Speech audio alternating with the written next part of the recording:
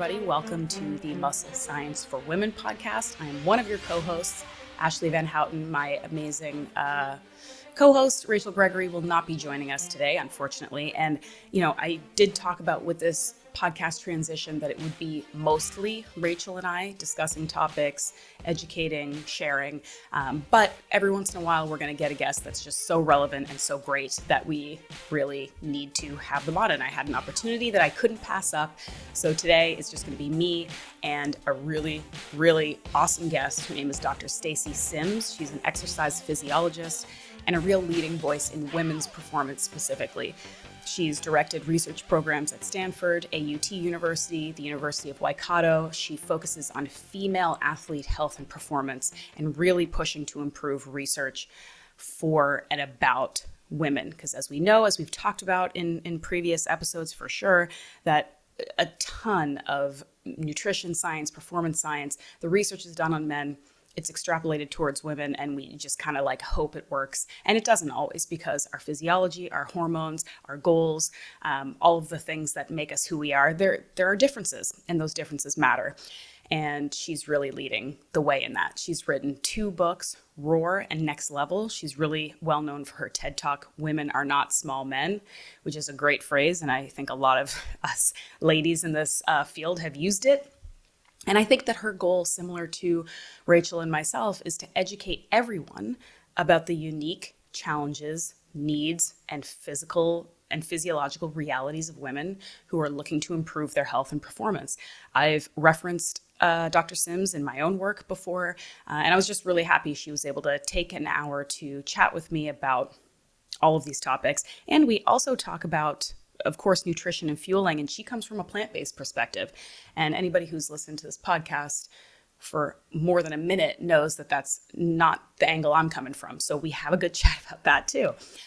So before we launch in, I just want to tell you a little bit about our show sponsor. They are super, super supportive and great company that I appreciate a lot. It's Optimal Carnivore, and they make these really high quality, nutrient dense whole food supplements from, you guessed it, organ meats. If you're not going to eat them, if I can't convince you, the next best thing is to supplement, which it's essentially freeze-dried organs you're taking in pill form. So it's about as close to a whole food supplement as you can get. And they make a grass-fed organ complex. So it's a combination of organs. That's the one that I would recommend for people just getting started.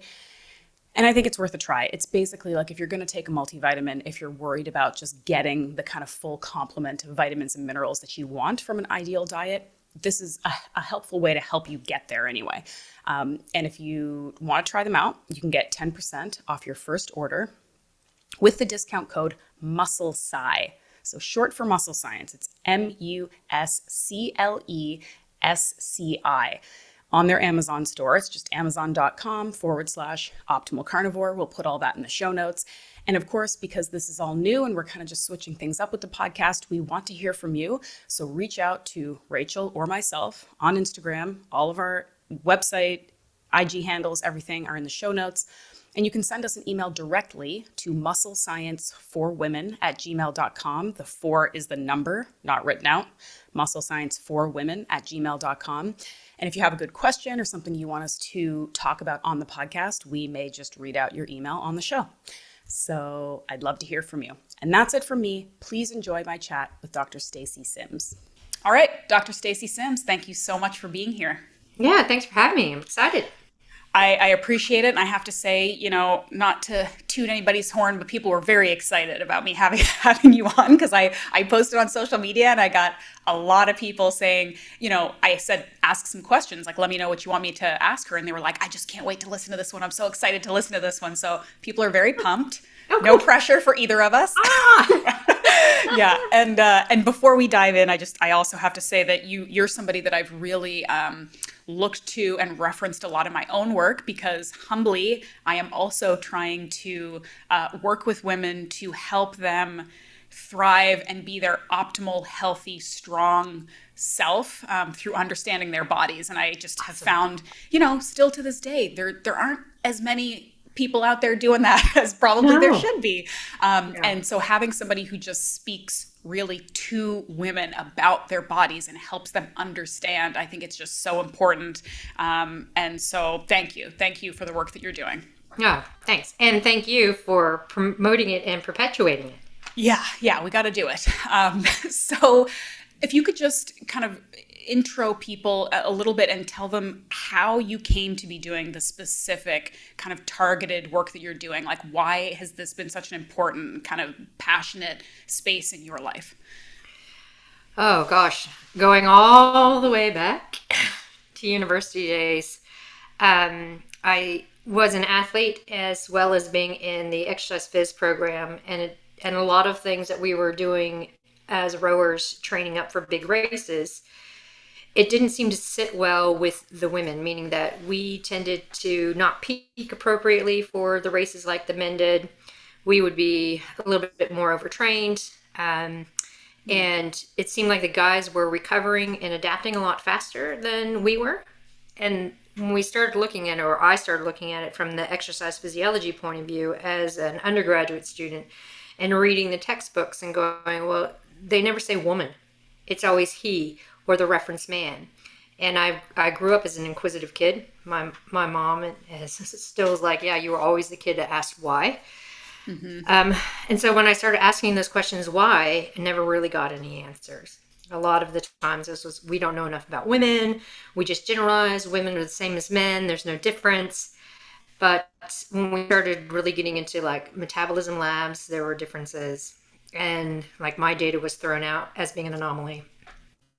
And the more I got involved in metabolism, ex-phys, then into clinical work, the more there was this discrepancy and I couldn't get the answers.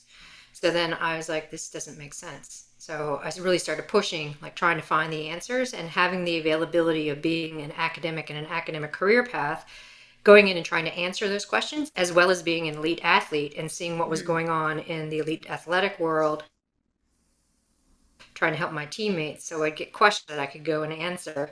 So it started as kind of a selfish drive, and now it's just pushing because there's so much misinformation out there for women. And as you know, women, we work hard and we want to have results, but the protocols and the diets and all of the things that have been pushed on us, basically based on male data, and it doesn't really work with our physiology. I just love how women, half the population, is considered an anomaly because, because we have cycles or because, whatever is different, rather than saying, okay, well, this is interesting and this is half the population, let's dive into it. We say, well, you're kind of complicated, so I guess we'll just not care at all. That's totally it, right? Anyway, but I would love, before I get into the questions that the folks wanted me to ask you, I would love for you to kind of touch on and discuss maybe the differences between optimizing health and optimizing performance, because you are talking here about competitive athletes and even elite athletes. And in many cases, I think it's fair to say, people who are competing or performing at the elite world-class level are not, that's not necessarily synonymous with optimized health. Not at all. And I think that's something that, again, the average, and I say that as athletic, recreational athletes, don't always understand, because we're trying to pursue this best possible performance as well as our optimized health. And we're confused and frustrated when we're kind of half-assing both of them. So can you just kind of speak to that for women to sort of try to understand why those things they don't necessarily work together all the time? Yeah, absolutely. I mean, I get this all the time. When we're looking at the elite environment, it's their job. The elite athlete's job is to perform and win at so many selfish costs. So when we look at their life and it's all about training, it's all about performance, it's all about making the team, making the cut. They also are surrounded by allied health professionals. So they have a dietitian, they have a physio, they have a doctor. Doesn't necessarily mean that they use them, but they're available. And they also don't have to work full time for the most part. So the stresses are different. The environment is different. And the goal and the push is different. So if we're looking at a bell curve, they are the anomaly that's on the very far end, away from the very sedentary end. So that population, both those populations are completely different. When we look at the bell curve in the general recreational female athlete, and that can be someone who is super competitive in their age group or wants to get the best for themselves, or is on the other spectrum and just starting on their fitness journey. We look, and there are so many other confounding stressors. We have family, we have work, we have environmental stress. Like, we can't just all up and go in the middle of winter to someplace nice and tropical to relieve that stress, right? So when we're talking about performance in that aspect, we have to also look at the additional stresses that are around women and allow women to kind of let go of that, like understand that these stressors impact. So when we look at things like the menstrual cycle, and there are different times in the menstrual cycle where the body's super resilient to stress and other times where it's not so resilient to stress. So this is why I always have women like track their cycle and understand that when those hormones drop, the body changes and is super resilient to stress. So if you are under a lot of life stress, it's still a time where you can push hard in your training and get optimal adaptations.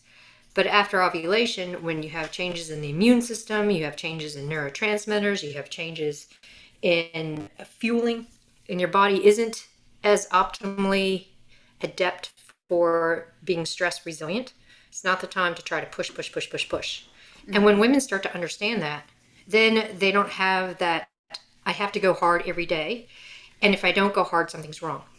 Mm-hmm. Because when we start looking at how hormones affect us as well as our life stress, then it gives the okay from that objective data to be like, I'm at a time where I'm in my cycle and every month at this time I'm a bit flat. And I noticed that. So I'm not going to go hard. I'm going to take care of myself. Mm-hmm. And when women start to understand that and apply it, then their training potential and their own performance just supersedes what they ever thought it could do. Mm-hmm. So there is definitely that difference. And so when we're taking the high elite performance environment, it's a completely different population. And I would treat those athletes differently than I would look at the everyday woman who's trying to get the best out of their performance lifestyle. Mm-hmm. I think that's why it's so important that we, again, women understand the physiology and the hormonal realities, because it's very difficult within the cultural context that women live in with regards to fitness and nutrition and body shape and all of these things. It's really hard to tell women. It can seem like you're telling them like you have to settle for one thing or the other. Like if you want to be optimally healthy, you might not look exactly how you want to look, or you may not perform exactly as well as you'd like to. Or then conversely, you have to say, look, if you want to be a good athlete, even a recreational athlete, like your health is going to suffer. People always feel like they're going to be giving up something. And we also live in this world where women are kind of told and sort of encouraged that you like have to do everything perfectly all the time. So it's a tough one, because, you know, I try to tell people, it's hard to tell people, manage your expectations, understand that there is always sort of this like juggling act of like compromise and one thing taking priority over the other, without also saying like, you're going to be disappointed with your results either way. You know, it's really tough. But I think what you're saying is if you're teaching people about understanding their cycles and their hormones and all of these things, it's just providing a bit more like fact and reality-based information that they can work with, instead of just selling them something that is unrealistic and going to leave them disappointed, you know? Exactly. And looking at trends too. Like a lot of women get focused on the week to week or the day to day, but they don't take that step back and look at trends.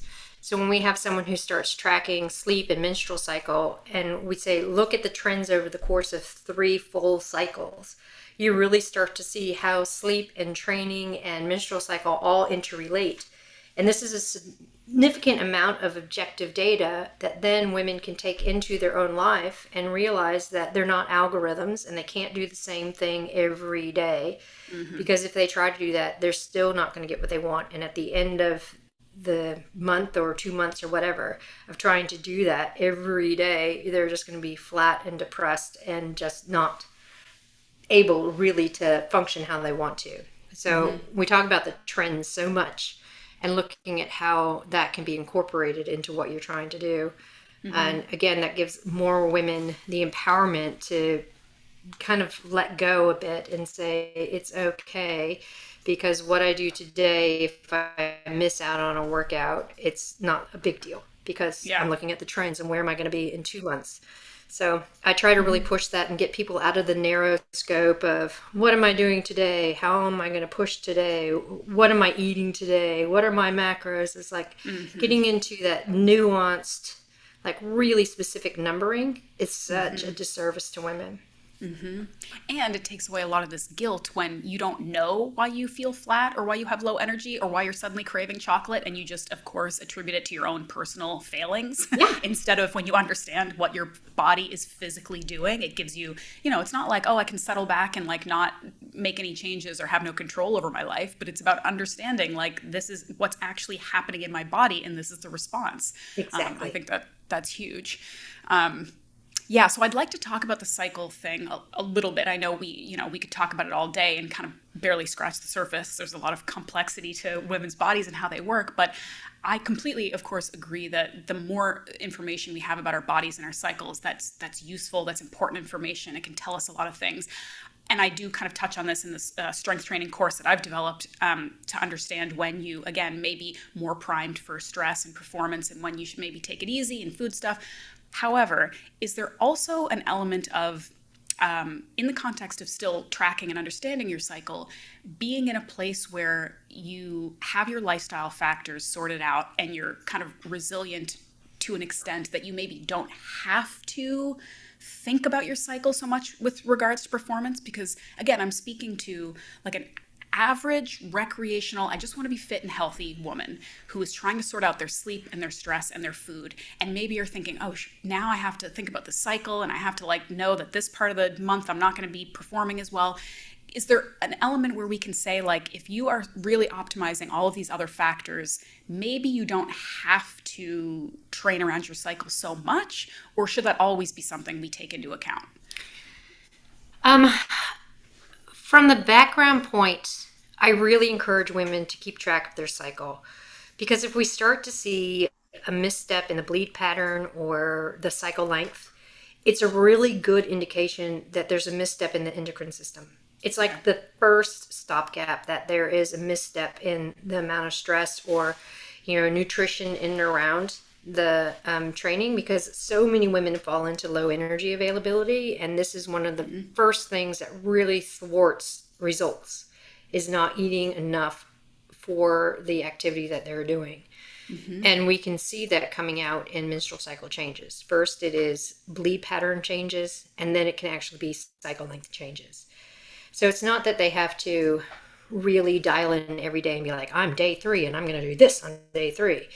But again, it's being aware of the trends and understanding that if they start to see these changes, then it's an early warning sign that they can actually take charge and step back and assess, okay, what's going wrong here, and reset and make sure that, like I said, they're fueling for their workout, recovering from it, having adequate recovery days to then be able to have a robust endocrine system. Because we know that when people don't track it and then they lose it, or all of a sudden it's gone, 2 or 3 months and they don't have a period, then they're starting to fall into amenorrhea or relative energy deficiency in sport. And none of it is weight related; it's stress related. So people are like, oh, I don't get my period because I'm too thin. It's like, no, that's a misnomer. That is a very old wives' tale. Or people are like, I'm normal BMI, or I'm normal weight, or I'm trying to lose weight. I can't lose my period. And that's absolutely not true.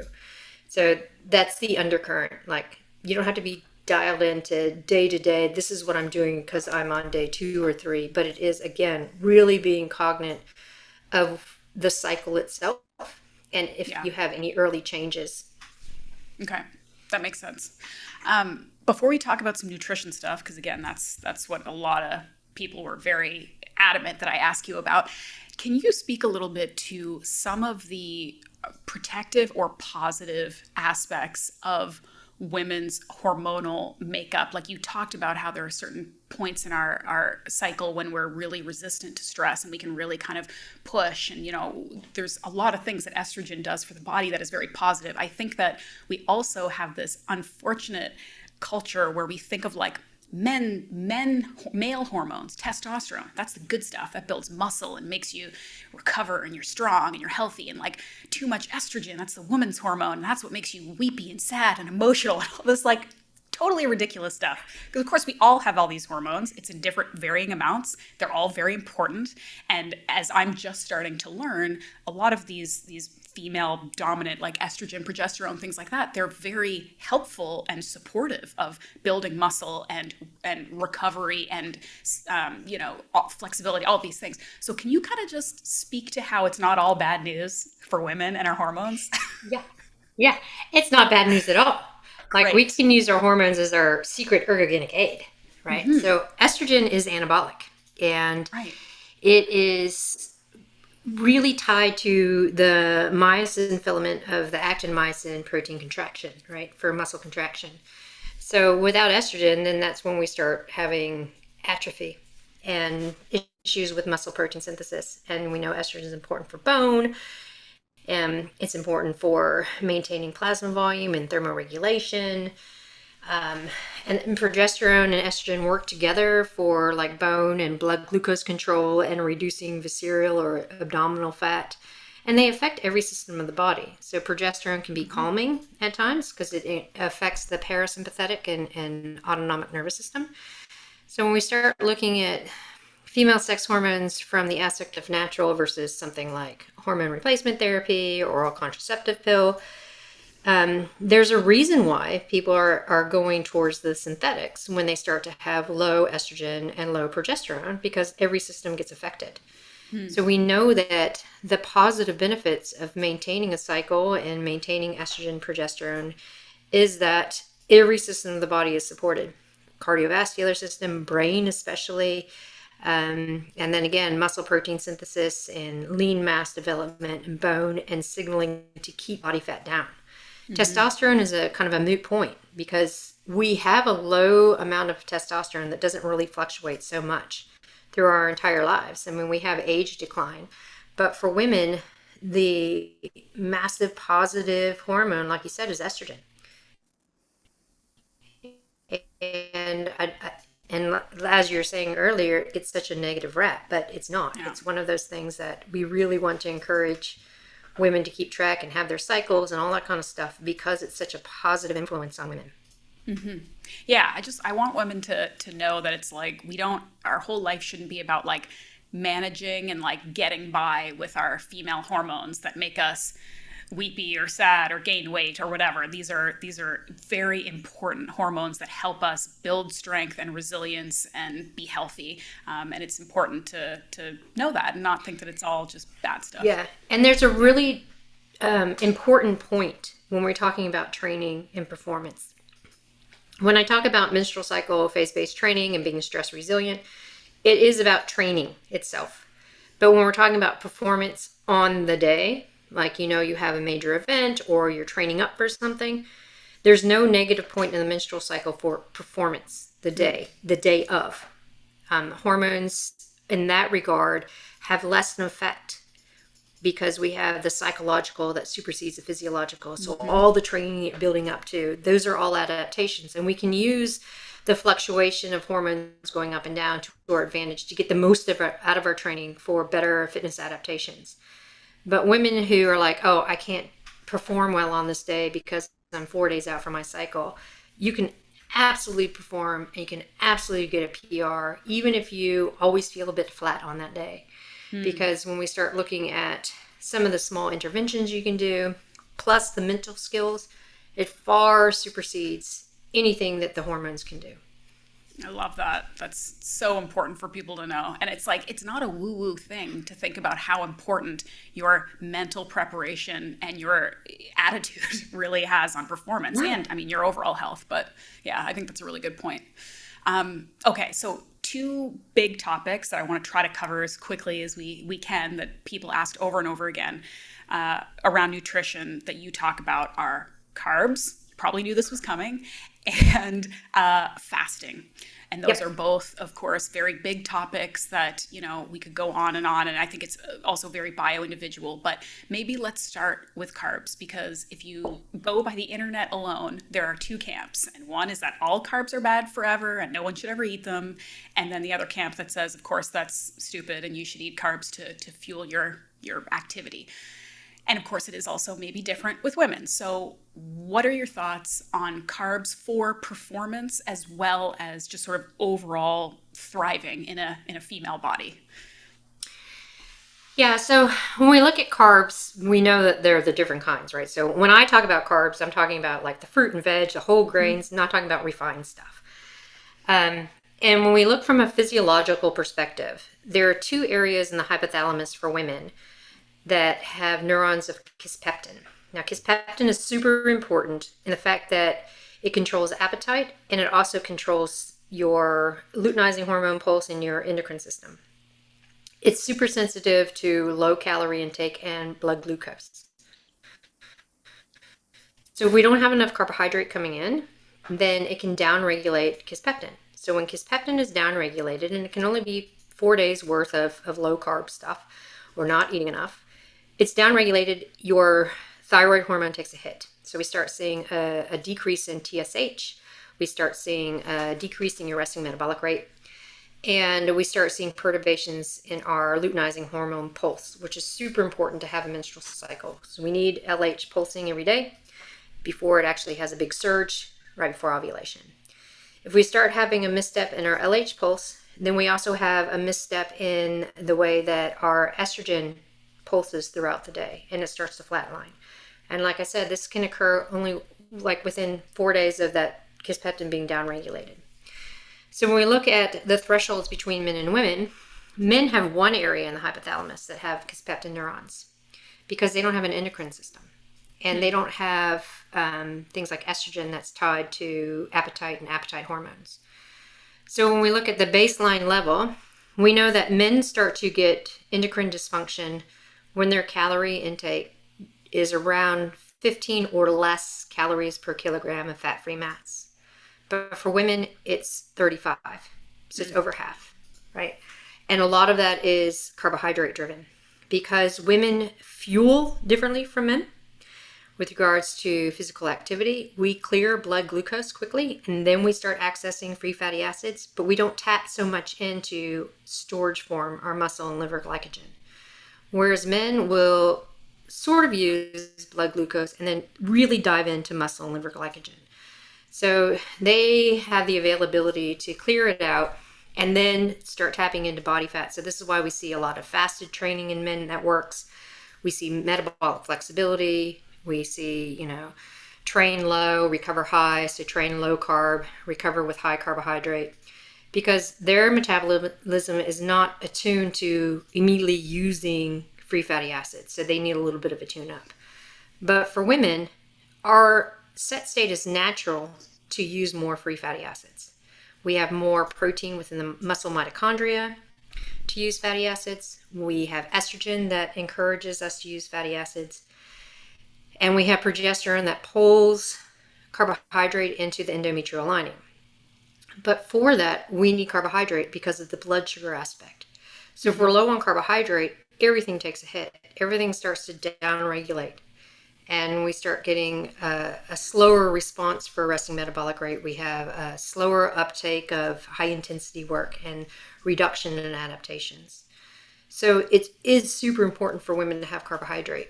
And when we look at the diet trends that are out there with regards to really low or no carbohydrate and the outcomes that are purported for performance, they don't work in women. There's no efficacy for that.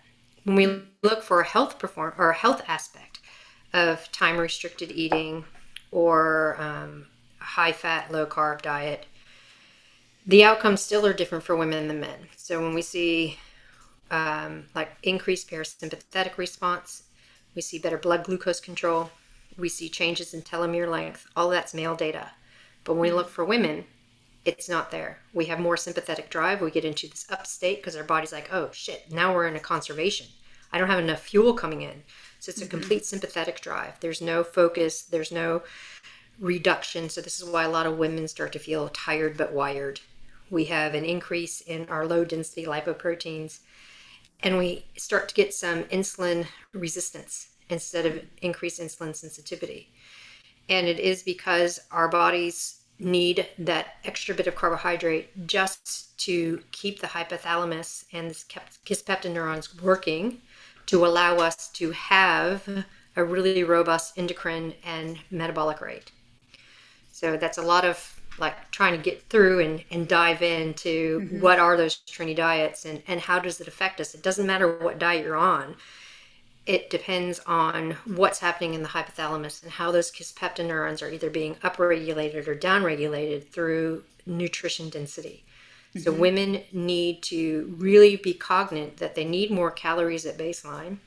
They do better in a fed state with regards to training adaptations.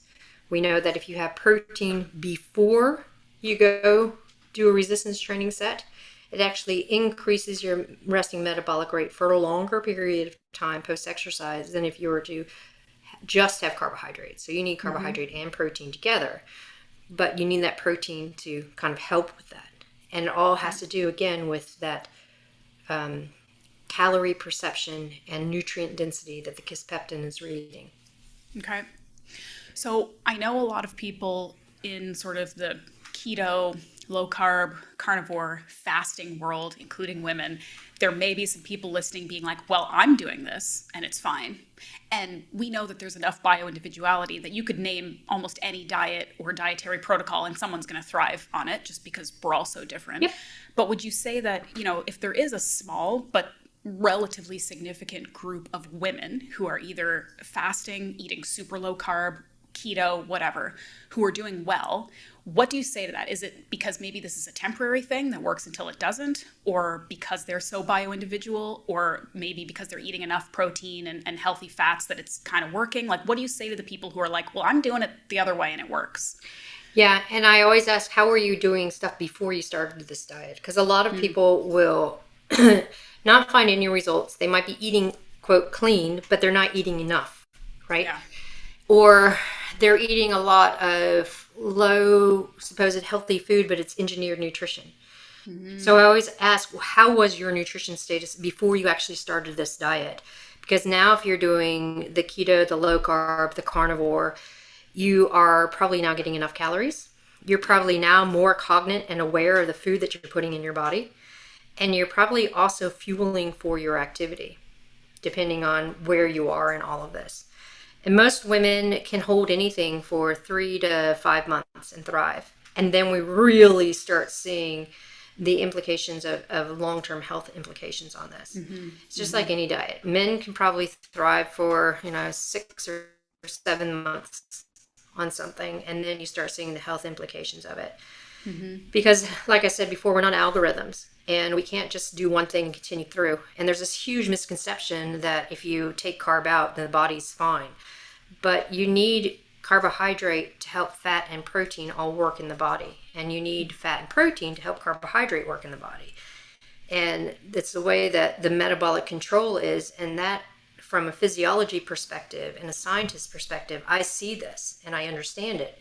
But how it gets translated out into the real world is so messed up. And people don't understand that you need all of your macronutrients in order to thrive from a health perspective. We know that the way people are eating is really messed up in the global aspect of people have too many calories available all the time. And so there aren't any set meal times. This is why time-restricted eating has come up as such great health things, because now people aren't eating right before bed. 24 hours a day. Yeah. Right. And so it's like, if we take it back down to the bare bone minimum, if we eat, quote, normally, like people used to, where you're having 3 or 4 meals, you're eating according to how you're hungry, you're fueling for the activity that you're doing, knowing that your appetite is super dynamic, right? Some days you need to eat more, some days you need to eat less. And back in the day, people didn't have food after dinner, right? And so then they were able to go to bed, 2 to 3 hours after a meal and have really good sleep and wake up hungry. And this is kind of what time-restricted eating is about, and intermittent fasting is about, is trying to block off those times that used to just be inherent the way we ate. Yeah, I mean, what you're saying is definitely, I feel like, reflective in the work that I do. And just for people listening, I think some people may be a little bit confused about maybe what I advocate too, because I wrote a book. I just wrote a book called Carnivore-ish, which is obviously very protein heavy, but the concept is that, of course, our plates are all going to look different. There is absolutely room and necessity for healthy fats, healthy carbs. It's just going to be different depending on who we are. And I want to focus on the idea of healthy bioavailable protein for women, because as you've said, one of the biggest issues we have is that we are under eating, and protein tends to be a macro The that biggest we thing really that people don't eat. super undervalue. But in terms of like carb amounts, like I've never been an advocate of keto or zero carb. I think that, but with that said, what I consider to be moderate carbs that support my active lifestyle is probably still much lower than like the standard American diet idea of carbs, maybe, right? Yeah. So like, how do women start to understand? And again, I've worked with women who were doing a strict keto diet. They had 50 plus maybe pounds of body fat that they were looking to lose, and it worked incredibly well for them, like you said, for maybe 6 months, maybe 10 months. And then all of a sudden they're having all this hormonal issues, they're plateauing, they're gaining weight again, and they feel guilt about like eating a strawberry.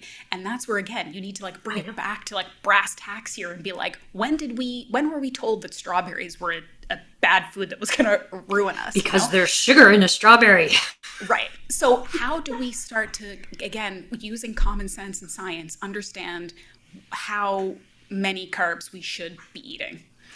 Yeah, I get amazed at people who don't understand carb, right? And that it falls back to, oh, I can't have fruit because it has sugar in it. It's like, well, actually, nature's super smart because it comes with fiber, and pectin wrap up the fructose so it doesn't have a harmful effect on the body. If you were to take in straight fructose, that's when there's a problem. Mm-hmm. So we look at carbohydrate, and again, you and I are on the same page. We're talking about like really good, robust fruit, veg, like close to nature as possible. Mm-hmm. Right. And if we're looking at like an endurance athlete or someone who has a lot of physical activity in their job, then yeah, they're going to need more carbohydrate because their muscles are moving all the time. For someone who's just resistance training or someone who's trying to have calorie restriction to lose weight, then we're looking at a little bit less carb, but higher protein. So if we're looking at the general recommendations, I can't give any, because when we look at the guidelines for carbohydrate intake and these position stands that come out from like American College of Sports Medicine or the Dietetics Association, out of like 160 to 200 references, there's only 4 that are on women, and they have nothing to do with carbohydrate. So we have to revisit the guidelines and understand that, again, women's needs are different depending on where they are, what their life phase is, because as you get older, you become more resistant to carbohydrate. So we have to look at really maximizing physical activity for that carbohydrate intake and understanding there are things we need to do to increase our insulin sensitivity. And younger women get by with so much more because they're younger. Mm-hmm. And so when we talk about carbohydrate intake, like the minimum would be 2 to 3 grams per kilogram of body weight. So I'm sorry on metrics if we think about that. Yeah. 1 to 2 grams per pound. Yeah. On average. Okay. But when we look at protein, it's more than that, because the recommendation for protein right now is based on sedentary older men and brought over, and that's what women are supposed to take. Mm-hmm. But we look at the research, and women who are active need twice that. So that 0.8 grams per pound is actually twice that. Mm-hmm. And there's where that discrepancy comes in, because they're like, oh, well, I'm eating this for protein, but I might overeat in my macros. And so it's the numbers game. Yeah. So the way that I try to make it easy is fuel for what you're doing. So if you're going to have a half an hour of resistance training, carbohydrate is probably not all that important. As long as you have some that's bringing blood sugar up so you can do what you need to do. If you're going to go for an hour run, that's a different story. Like, we need to have some carbohydrate available, and we need to have carbohydrate afterwards. Mm-hmm. Otherwise, you stay in this breakdown state, and the first thing that goes is lean mass. So those are the things that we have to really think about. And the total carbohydrate really is based on your physical activity of the day. I love, too, that the focus is on, like, fueling for you and what you specifically need, because I think sometimes, again, we lose track of why we're doing something. Are we doing keto to be keto and say that we're keto, or are we doing keto because it's helping our health? You know, like I just had a baby and I reference this all the time because it's what's in my head.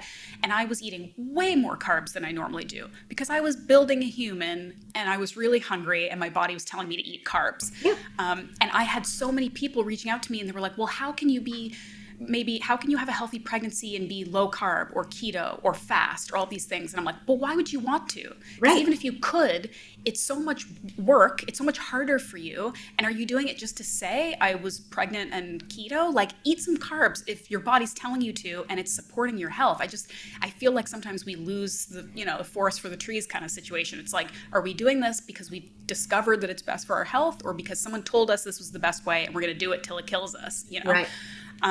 Okay, so I want to switch over to the fasting thing a little bit because I guess I want to know how important food timing is, and I understand that people can take fasting again to an extreme level that isn't necessary, and a lot of times women and people in general will use fasting as almost an excuse to eat less, when really in its like pure form, it's not about that. It's about restricting the window in which you're eating.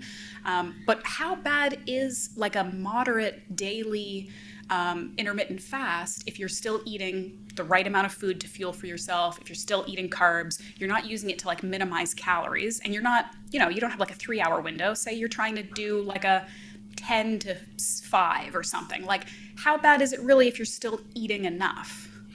So this is where it's interesting, because if we look at why people are doing intermittent fasting, right? And we look at the health benefits, and we look at all the things that are coming out about the health aspects of intermittent fasting with regards to telomere length, metabolic control, all of those things.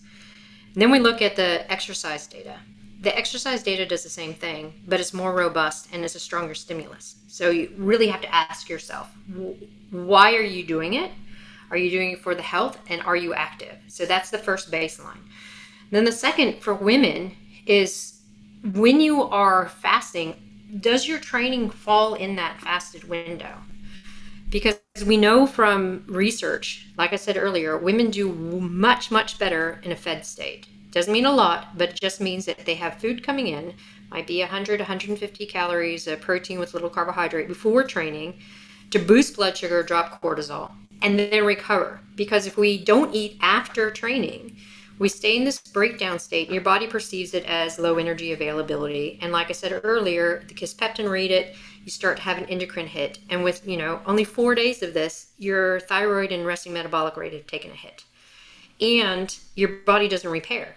So I'm always like, well, what's the point of doing a training session? Because your body can't adapt without the food to recover from it. So if we're doing intermittent fasting or fasting time-restricted eating, but we are taking care of our training by eating in and around training and not falling in that fasted window, then there is some room for it. But when we look again at the data and understand why are people doing it, I really want women to understand that most of the data that comes out around intermittent fasting and time-restricted eating is on male population, some active male population, and sedentary obese women. But when we look at the outcomes for women who are active and trying to do time-restricted eating, buckling them both up and backing them both up with activity and time-restricted eating is a moot point, because exercise is so much stronger as a stimulus to allow your body to get those health adaptations, because exercise in itself is a fasted state and drives the signaling for improving telomere length, drives the signaling for autophagy, and it drives the signaling for metabolic control. So I always have women take a step back and really try to think about, why are they doing it? Yeah. If they're looking for calorie control for weight loss, we know that calorie restriction, with regards to having a slight calorie restriction in the evening away from training, is a much better way of managing and changing body composition than having long windows where you're not eating. Mm-hmm. Okay. What do you say for women who, and this is specific to breakfast, it's what I notice the most, but like I wake up and I'm generally within at least an hour. I'm hungry, like I'm ready to eat and fuel for my day. I have dealt with a lot of clients, women clients, who say they aren't hungry, like they can't bring themselves to eat before, say, noon or something. And I do think there's often like some different elements that go into why that would be. But what advice do you have for women who are like, I know I need to fuel better, I know I maybe need to eat more, but like I'm just like not hungry. What do I do? Yeah, so there's two things there. Like I fall into when I'm too stressed, I don't have an appetite, so I wake up not hungry, right? So forcing something down before I go training. And it can be like protein powder with almond milk and coffee or something. Just enough to be able to raise blood sugar, get some amino acids going. So then when I do some training, I'm not fasted, right? And then I come back, I still might not be hungry, but I'll do something for recovery. And then my appetite will come back. And that seems to be a pattern for a lot of people. But what happens when we get into this habit of not eating is we are losing what it means to be hungry and what it means to be full. So I have women who are in this situation, and I've done it myself, so I know my cues and what I need to do, is I have them not eat in the afternoon. So they are doing their training, and they're like, I'm not hungry. And then they might have lunch. And then there's this big hole in the afternoon. And normally they're like, oh, I'm hungry a couple hours later. I'll have something. I'm really hungry at dinner.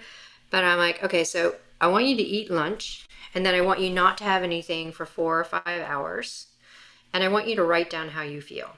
Are you feeling flat? Are you feeling tired? Are you feeling energized? Like, what is it? Because I want to understand what your perception is when you don't have this fuel. Because this is how we understand how you are recognizing hunger cues. Because women don't understand what it means to be hungry. And when we start to see these patternings of lethargy at 3 o'clock and flat and irritable, that means you're hungry. It doesn't mean you need caffeine. It doesn't mean that you need to do some more training. It means that you need to eat. So when we start leveraging what it means to be hungry and understanding individual cues, because we don't have that tummy rumbling, then people wake up and they're like, I feel really flat and lethargic. I didn't get enough sleep. Oh no, I'm hungry. So it's the reteaching and having small things until they get their appetite back.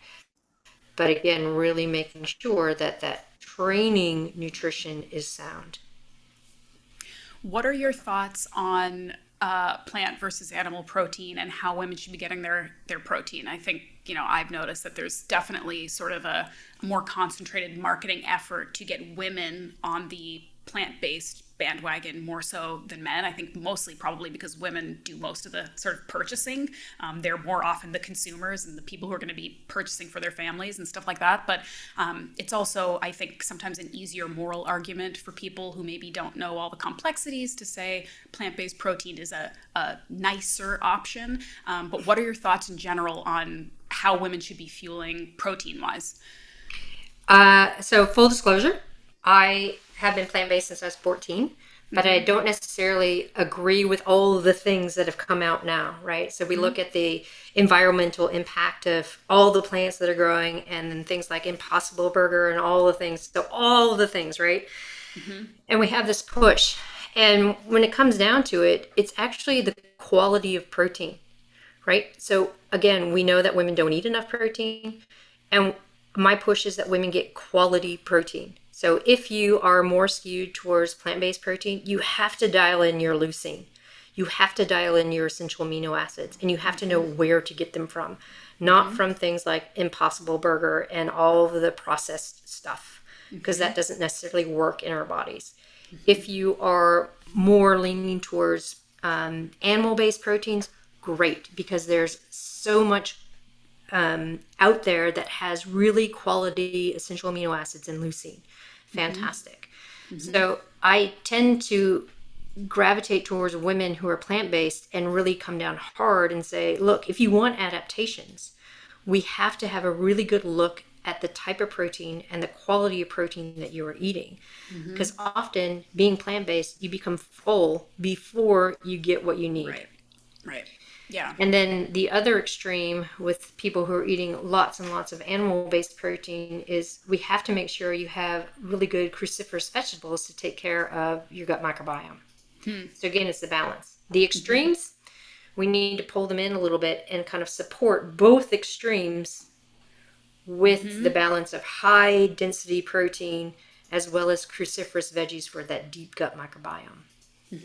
Yeah, I appreciate you talking about this because I knew going into it that you were, plant-based, and obviously I come from like a different perspective. Yeah. I think we're both speaking absolutely about the same things. And I've said before that, at the end of the day, I'm not trying to convince vegans of anything. I'm just trying to encourage women to eat more protein at the end of the day. And I think most plant-based people will agree that if you are strictly plant-based, it takes more work. It does take a little bit more science and all of those things. But at the end of the day, if it's for a moral or a religious or a personal preference reason, telling somebody you're wrong for eating plant-based, that's not going to change anybody's mind anyway. So instead, let's meet people where they are and try to get them the best options possible. I do, and I completely, of course, agree that, no matter how we're eating, we should be focusing on like the least processed, most bioavailable ways we can do this. Yeah, go ahead. I was going to say, there are many times throughout the years when I was racing at a high level that I wished that I had animal protein sources for the ease of it being there, but also for the recovery and the density. But I went plant-based at such an early age that I just really couldn't tolerate the animal protein.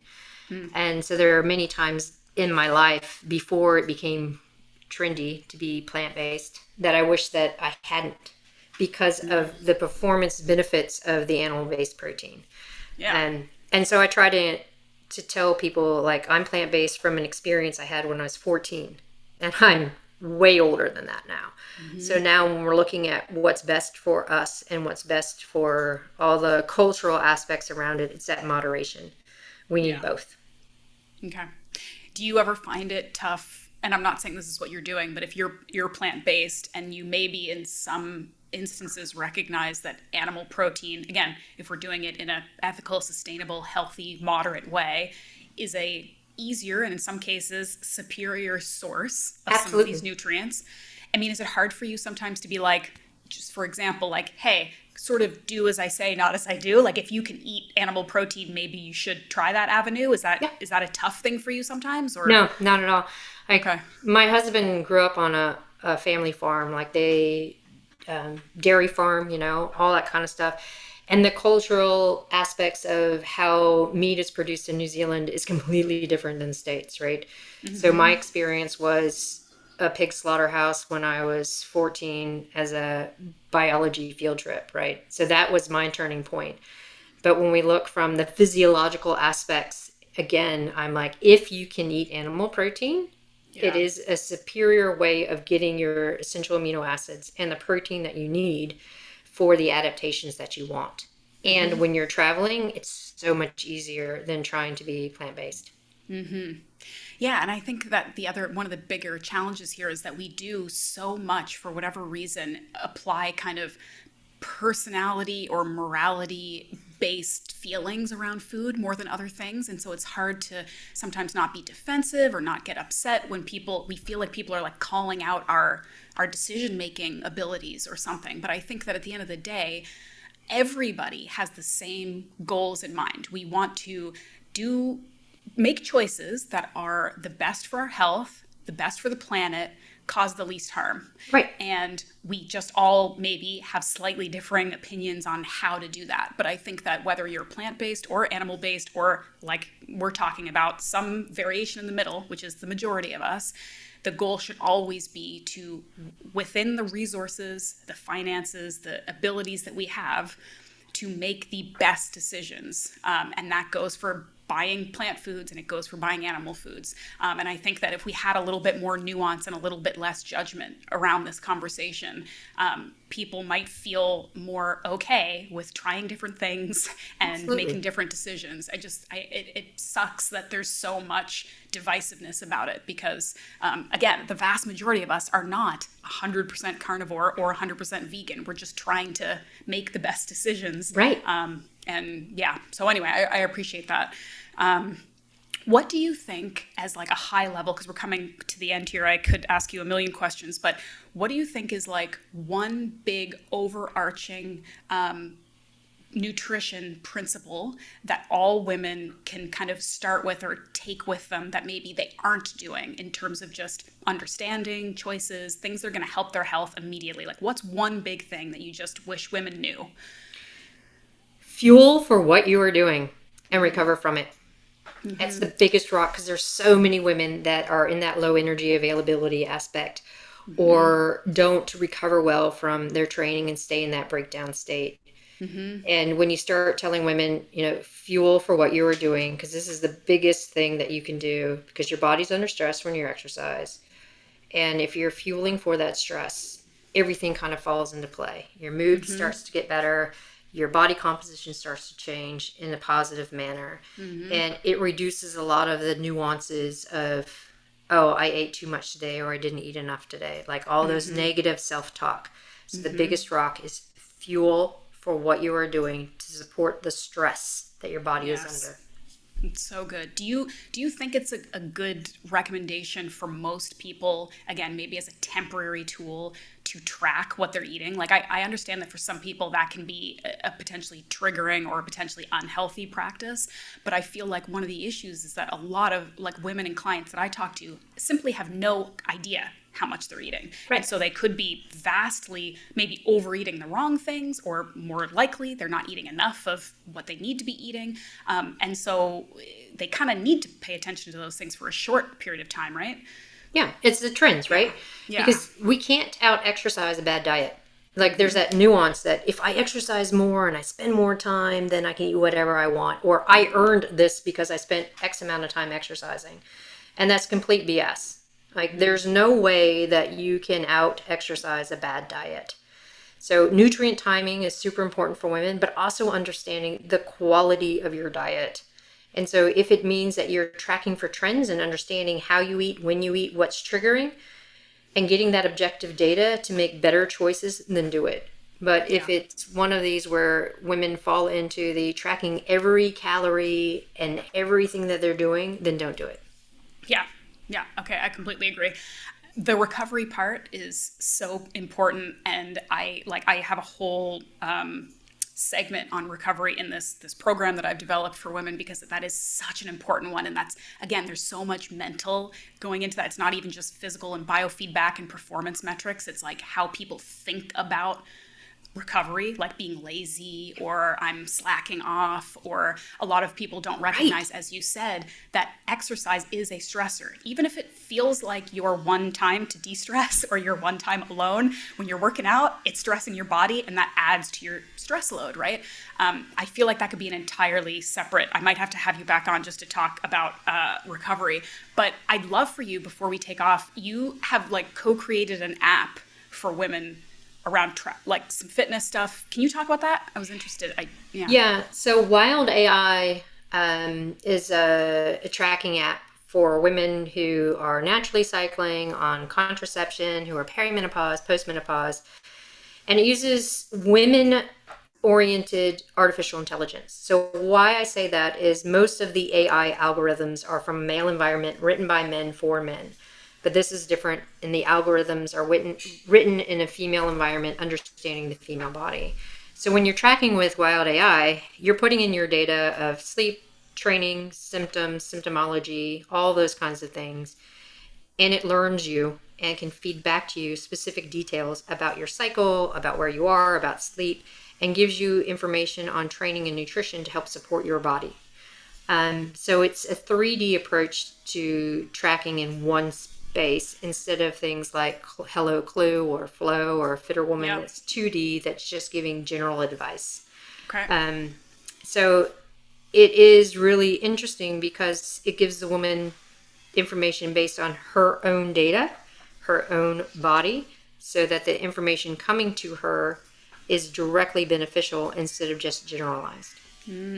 That's so good. Because even things like something I learned recently is that like heart rate variability, right? Which is another metric of recovery and readiness and things like that. That is that varies widely between individuals, but also women generally. Yeah.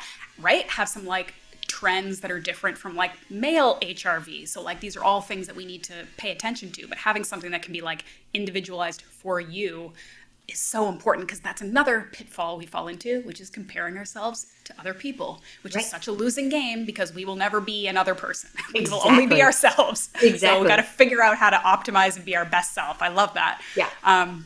Okay, wild AI, you said. Yes. Awesome. All right. Well, Dr. Sims, I could go on. I so appreciate your time. I would love to have you back on to talk some other things, recovery being one of them. Yeah. But thank you so much for the work that you're doing and for sharing with us today. I think it's going to be really helpful to a lot of people. So I appreciate your time. Awesome. Thanks for having me. It's been fun. And yeah, I'd love to be back on. Great. And where can folks learn more about the app, get your books? Like, where's the best place to learn all about what you're doing? Our website, Dr. StacySims.com. It has all of the things. Yeah, it has the app, it has the books, has our little mini courses, has our big courses, it has lists of all the stuff that we're doing. And then you can also follow on social media, which is Dr. Stacy Sims on Insta and Facebook. Great. All right. Thank you so much for your time, and hope to have you back soon. Thanks. Appreciate it.